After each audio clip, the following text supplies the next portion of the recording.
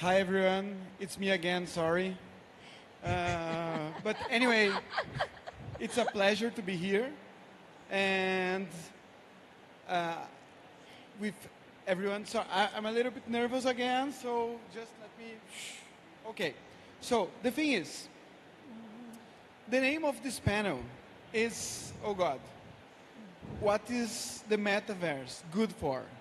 And we are in a moment of a little bit of a backlash of metaverse. But also, there is several kinds of definitions of metaverse. And here, we're going to hear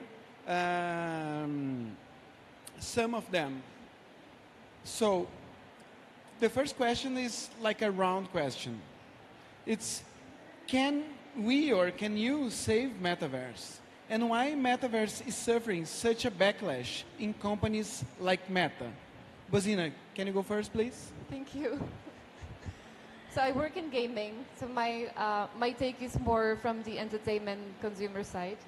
And when I hear the word metaverse, I do not think of something that's waiting for us in distant future. It's not dependent on whether or not Meta will be successful. I mostly see it as something that is connected to our digital lives. It's something that's probably already happening as we're sitting here.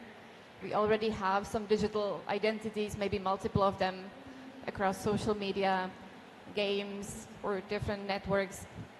And we're kind of already living in a metaverse. Sometimes it looks like us staring on a screen, so our hands are not completely free. We're like kind of getting immersed in a mobile phone. But I don't think there is one moment where there is no metaverse. Tomorrow there is a metaverse. It's an ongoing process where we more and more spend our time in a digital space. And as you can already see on your screen time, it's happening. Solo, please. Yeah, absolutely. So my name is Solo Cisse. I'm the co-founder and CEO of Galaxy, the open social marketplace for and by creators, founded in partnership with NBA star Brooklyn Sorry to Nets. interrupt you. Can you listen to him? No, the mic is... Guys, can you help us?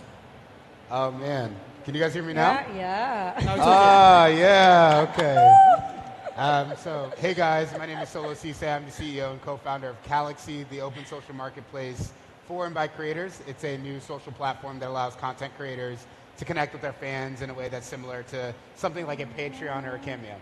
To answer the question, I would say that the metaverse is something that's been around for a long period of time.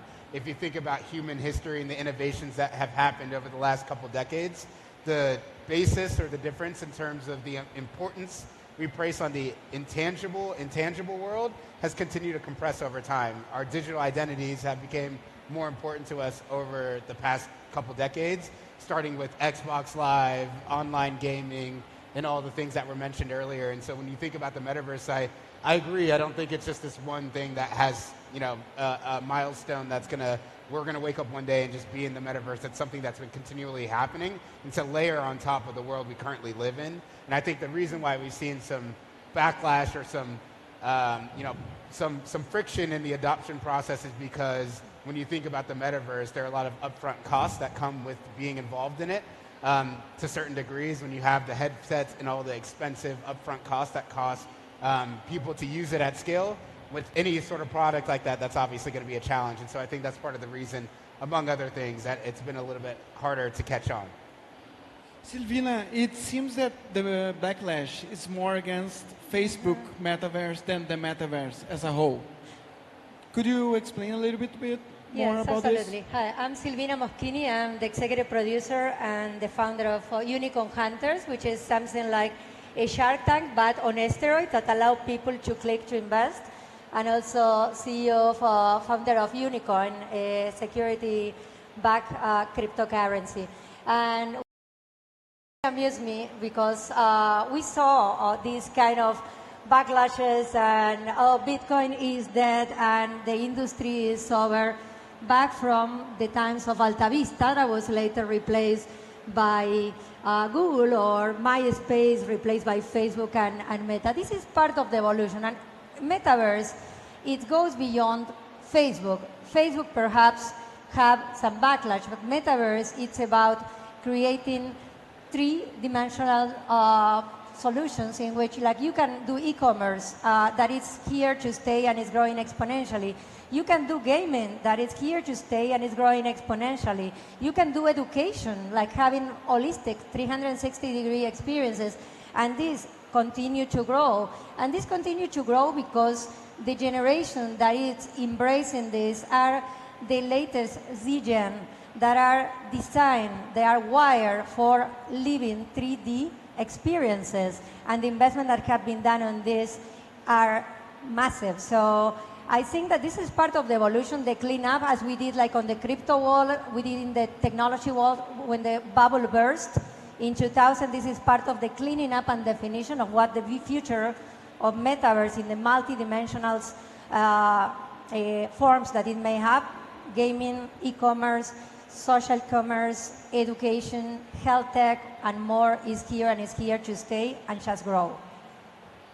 And Solo, could you explain a little bit what your company does in the context of metaverse and how it may be like how it's a thing in LA, for example? Yeah, no, absolutely. So our company is really positioned in helping influencers and content creators monetize their relationships that they have with their fans. And so in the world, we've developed great tools that allow people to touch millions of people at once through the use of social media. But the problem, we've had minimal innovation in the way in which people are able to connect with their fans and monetize those experiences. And so our company uses blockchain technology and metaverse concepts to connect and immerse fans in relationships and entrance them in relationships with their content creators that they know and love in ways they couldn't before. And so when you think about the power of AI and all of the other tailwinds that we have in this space, there's numerous tools at the disposal for content creators to connect with their fans in ways that they previously hadn't been able to. And so through things like virtual meetups and virtual hangouts, those are some of the utilities that can be now afforded to someone's community as greater community building tools as we enter this era of new content creation, where people are able to monetize themselves and their presence versus being reliant on brand deals or third parties. And so for us, it's a walk, not run situation. I don't envision everyone needing to buy a $10,000 headset to use my platform and connect with creators. But ultimately, over time, we want to layer in those concepts. And a good analogy for thinking about this is right now we're sitting at the crypto stage. We're all here. We have one section of this massive event that we're all at today. Eventually, there will be a world where crypto is just a way of life, and you won't need to delineate or designate that we're on the crypto stage. And as that adoption curve happens, we'll be able to layer those concepts into and hopefully allow content creators to monetize more effectively. Cool. And Bozina, we are talking before about your insights about the public of gaming in Brazil, in Latin America, and in Asia. Could you share a little bit for the public your insights about the similarities and the difference between like us and maybe gamers in Europe? So I think it would be worth to introduce a little bit what my company does. Then I can definitely come back to your question, how is Brazil and other countries similar or different? So as we speak about metaverse, gaming and metaverse come very close naturally because there are already multiple virtual worlds that are games where people spend time, spend money, and build connections. And we strongly believe then, and there is a virtual world where you spend time, build connections and money, you should own what you create, or you should own what you pay for. And this comes down to the mission of our company is showing the value of blockchain and giving gamers property rights. So whatever they purchase in the game or owned in the game, it really belongs to them as consumers, creators, entrepreneurs, you name it. So we have millions of gamers from all around the world. Probably in every single country there are some gamers playing our games. We pick casual games on mobile platforms because this is very accessible. Anybody with mobile phone can start play. And this is a very seamless and easy way how to get into the game and see, okay, this is the first token, this is the first NFT, there is a wallet. And there is a way how you can use what you get in our games also in other games. So we do a lot of different partnerships with many different Web3 projects, games, so people can actually feel and experience themselves. What does it mean to own something? So I own it. So I can make a decision about it. I can sell it, or I can offer it to another gamer, or I can even take that to another game. Now, back to your question, is there a difference? And are there pockets of markets that are maybe more enthusiastic or more leaned towards Web3? Absolutely. So we see the hotspots, Asia, Southeast Asia, very much pro-builders, also the regulation and the support from the state is there.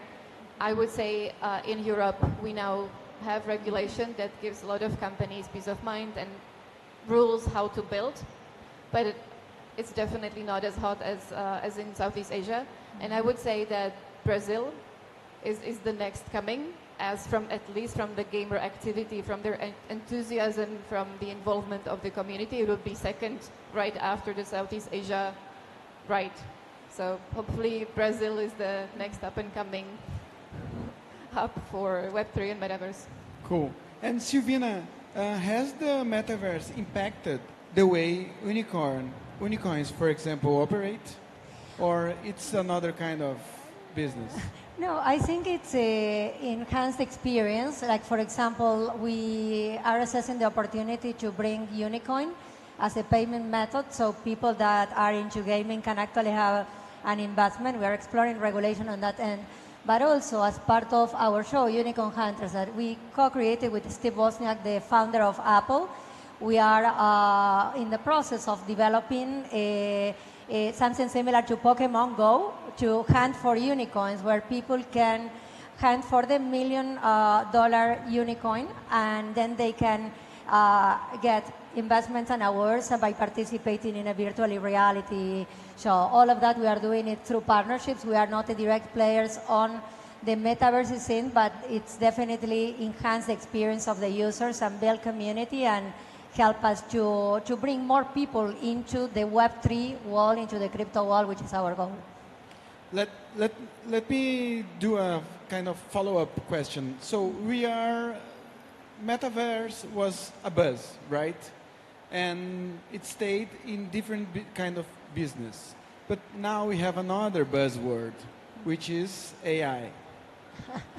So you are integrating in any way AI in your business? Yeah, I don't think it's a buzzword. AI has been around forever. It's like now everything has to have AI inside, as it was like mobile first, the word of like 10 years ago. And absolutely, we are an AI-driven platform for many different things. One is to manage our community, so we can send them offers that are personalized to them. Other is to handle customer support, so it makes us extremely efficient when we can integrate from tools like GPT chat to many others that are out there for marketing. And the third one is to actually use it as intelligence to define the financial products that we want to take to the market, because we took a totally different look at the crypto scene, bringing the best of the financial industry, US regulated for transparency, predictability, and less volatility, but also the future of blockchain technology and how the product needs to be delivered in a form of a tokenized security is up to the audience to let us know what they want. So use AI to learn the patterns and create based on the wisdom of the crowds the products that the audience want. Cool. Solo, so it seems that there is a pressure nowadays for entrepreneurs to use something of AI. Is your company using? At the moment, we are exploring what our AI strategy looks like. When you think about the world of content creation and the way in which people produce content, there are lots of efficiencies that can be introduced to allow them to have their content work for them more efficiently. And so for us, I think when we're in our early days, and hopefully my executive team doesn't yell at me for disclosing too much, but there definitely is a lot to do there in the way in which people go about creating content, being in one place, but being at many at the same time. And things like that AI could really help impact and drive value for in our business. So things like editing videos, things like editing, suggesting the way in which people should use their content, and making the study of being a content creator is so hard within itself anyway, understanding the algorithms and the best time to post and all these things. AI could definitely come in and make it more efficient for the ways in which content creators connect with our fans, and us being an extension of the content creation process, we'd want to help our creators do that. Yeah, but in a more broad context, there is a pressure in other entrepreneurs? Do you feel like I don't think so. Like, I think when you're able to raise successfully like we've been able to have, and you have the investors that you have behind you in your project, there definitely are opportunities to attract more investor capital by coming up with nice use cases for AI. So I definitely feel the pressure in that sense. But in terms of our immediate cap table, people have been pretty bought into the vision that we have, and they're in for the process. I think AI is here, but I think the next step of it is, how do we get the most impact out of it, and how can it be most impactful for the business moving forward and how we mature? And Bozina, in the gaming industry, where can we see artificial intelligence coming? Can you say again? Where can we see? How can we find what AI is changing in the gaming industry? Okay. Yeah, so it takes a lot of time and a lot of effort to build a good game. And the more the more profound, the more art you require, the more time, the more risk the company has to take. Imagining building a virtual immersive world. Now, AI is a tool that enables to speed this process up immensely. So we, of course, even in our case, we work on casual games that do not take years to develop, but having that tool enables us to speed up the process. So we're just having our artists that have more creative capability and are able to deliver more and better experiences within the same period of time. But it's not only the art; it's also the interaction is with the for example the non-playable characters, right? Without the language model, it has to, like, you have to plan that quite specifically, like how is it able to interact with that player. Now when you have an AI, you can make that a lot more scalable, a lot more varied experiences. So there are, of course, companies that are looking to build games that are tailored to a gamer, which is something that would not be possible without AI. So I would like to do a kind of a futuristic exercise here. Like, in the next 5 to 10 years, where do you see the metaverse going? I'm not answering that first. Who will go first? I will choose. Well, Silvina, please. Okay, I go. Well, I am especially interested in seeing a lot of immersive experiences in education. I think it can be a massive disruptor and will have an enormous impact in the democratization of access to knowledge, and access to knowledge is access to opportunities. Also on the health tech space, I seen a lot has been done, but I believe that it will grow exponentially as well, bringing artificial intelligence together with immersive experience to take telemedicine to a totally new level in biotech as well. And I think that, of course, in gaming, that this is here to stay. And look at the demographic. They are the ones that make the decisions. The next generation, the younger generations, are born as with gaming as part of their entertainment in the very early age. So this will continue to grow it and exploit. So what I think is that perhaps they took it like very fast to a level in which the market was not ready, and being too early in the market is as bad as being too late. So, but this is evolving, and it's evolving massively in these three industries without a doubt. Cool, thanks. I would say on my side, I envision the adoption of the metaverse in the next 10 years to be something that's a little bit more assumed than it currently is. When you think about new technologies and the way in which our culture in the media talks about new breakthroughs in human technology, where we're very quick to talk about how we all need to get on this bandwagon to go in this milestone event to this next era. And adoption usually takes time. And things like this take time. There's so many infrastructural costs that have to happen and other considerations that need to happen in terms of like legal and other different types of, how our law is going to be enforced within the metaverse and all these bigger picture things that need to sort themselves out over the next couple of years. And so when you think about the internet, we use the internet as a way of doing what we currently do, and it's an extension of our everyday lives. It introduces efficiencies in that way, and I think the metaverse will be the same thing. We won't be thinking about, oh, we're now a metaverse society. We're just a society. It would be weird to sit here and tell everybody in the audience that we're internet people. We all use the internet. It's just the way in which we do things. And so I think the future of the metaverse lies more along those lines, where it's an extension of how we're already doing things. We already go to work. We already hang out with our friends. The ways in which we're able to do so more efficiently, more effectively, and at greater scale is due in part to technology like the metaverse, AI, and things like that. But there is already a competition between metaverse. For example, the metaverse, which was like a Second Life style metaverse, probably is failing. It's already failed. So some metaverse will probably die, right? Sorry? Some of the metaverses is gonna die. Yeah, I mean, I don't think every metaverse is going to exist, and I think interoperability is a key concept for everyone in this audience, too. When you're thinking about cryptocurrencies or any technologies that's adjacent to it. And so I think in the future, you're going to see a lot more blending and more utility across metaverses, and things have to have value in multiple worlds. If not, we're just going to have plenty of different planes where people have a reality that's different than this reality, that's different than this reality, and like, are you rich in this reality but poor in this one, or don't have a presence here, right? Like, I think interoperability is a key concept, and that's one of those things that needs to be solved in the future. And so I don't think I don't think we should hitch our wagon to Meta or anybody or any one figure. That's kind of the whole point of blockchain technologies and unifying technologies that are decentralized in nature. It's not driven by one party, and so hopefully in the future, when we sort through those things about interoperability, it can truly become an extension on the way in which we currently do things. Oh, sorry, Buzina, can you hear your take? Yeah, absolutely.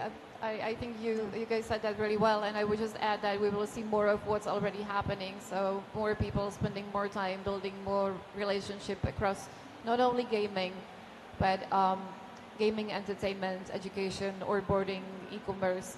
So more of that is going to happen in digital space. With e-commerce, I'm sure you've already noticed that there are multiple companies such as Nike, Adidas, Puma, already selling or making piece of their revenue from items that exist purely digitally. So that is definitely a beginning of a trend that we will see more of. Hopefully the tech, how we will consume the digital experience is going to be less like that and more augmented or mixed reality. So hopefully we'll get our hands free. And the wish I would like to see is the open metaverse, is whatever we create or whatever we own within that metaverse really believes to people as creators and owners, and they have the right to take it across the virtual worlds. It should not be controlled by one or two companies. Well, thanks a lot. Our time is up. Thank you all. Thank you everyone for your takes. It was fantastic. Okay.